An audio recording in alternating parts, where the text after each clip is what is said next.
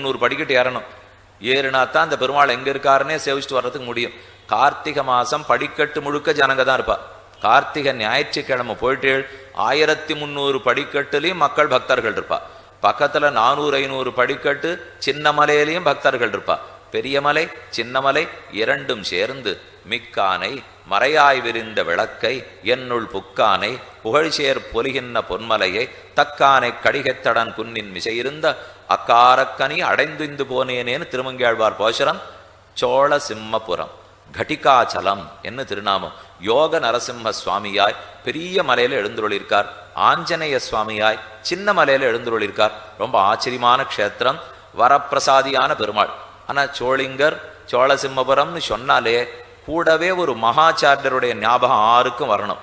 வாதூல ஸ்ரீனிவாசாரிய தனயம் வினயாதிகம் பிரஜாநிதிம் பிரபத்யேகம் Srinivasa மகாகுரு.